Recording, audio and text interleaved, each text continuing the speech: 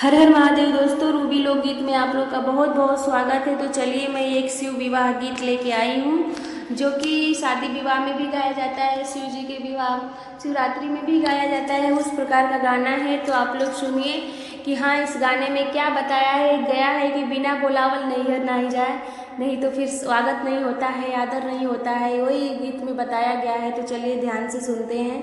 कैसा लगा गीत आप लोग फुल वॉच करके ज़रूर सुनिएगा और लाइक कमेंट करिएगा, और जो भी है चैनल पे नया हो प्लीज़ आप लोग सब्सक्राइब कर लीजिएगा।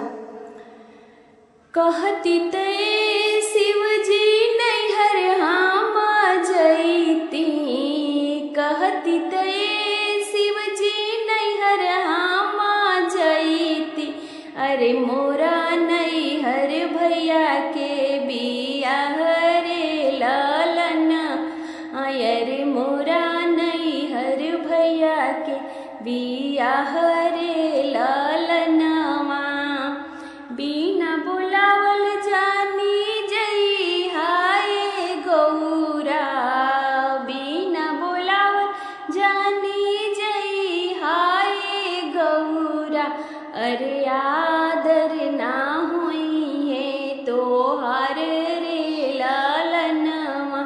अरे आदर ना हुई है तो हार रे लालनवा, शिव के कहल का गौरा तन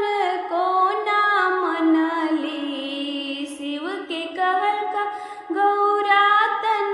को ना मनली, अरे धैली हली नहीं हरि के राह रे लालनवा, अरे धैली हली नहीं हरि के राह रे लालनवा, एक को से गईली गौरा दुई को से गईली, एक को से गईली गौरा दुई को से गईली, अरे तीसर को से नहीं हरि के लोग रे लालनवा, अरे तीसर को से नहीं हरि लोग रे लालनवा, अम्मा से भेटली गौरा दीदिया से भेटली, अम्मा से भेटली गौरा दीदिया से भेटली, अरे भौजी बोलेली बिरही बोल रे लालना, अरे भौजी बोलेली बिरही बोल रे लालनवा, के तो के भेजलो ननदो नौआ से परिया, के तो के भेजले ननद नौआ से परिया, अरे के तोह के नेवता पठावे रे लालनवा, अरे के तोह के नेवता पठावे रे लालनवा, केकर कहल कानन दो नैहर चली अइलू, केकर कहल नन दो नैहर चली अइलू, अरे के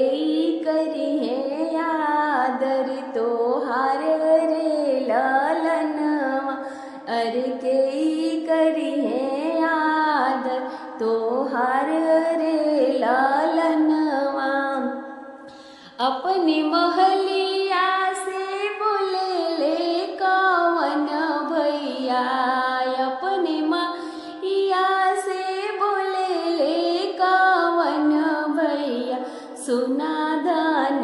वचना हमार रे लालनवा, अरे सुना धन वचना हमार रे लालनवा, हम ही जे भेजली धाना नौआ से बरिया, हम ही जे भेजली धाना नौआ से बरी, अरे हम ही जे नेवता पेठाई रे लालनवा, अरे हम ही जे नेवता पेठाई रे लालनवा, हमरे कहल का गौ रे कहल का गौरा नैहर चली आई, रे हम करबो आदर सत्कार रे लालनवा, रे हम करबो आदर सत्कार रे लालनवा। तो देखिए दोस्तों, यही बोला गया है कि बिना बुलावे नैहर नहीं जाना चाहिए। तो सही बात है, बिना बुलावे नहीं जाना चाहिए। जिस आंगन में हम पलते हैं, पोसते हैं, खेलते हैं, उसी आंगन में जाने के लिए हमको राह जोना पड़ता है। कोई बुलाए तो जाए, कोई बुलाए तो जाए। तो यहाँ तो भैया मतलब इज्जत बांट लेना, और आगे का ये गाना में का होला आगे इत आप लोग के मालूम बाटे। तो चलिए बताइए गाना कैसे।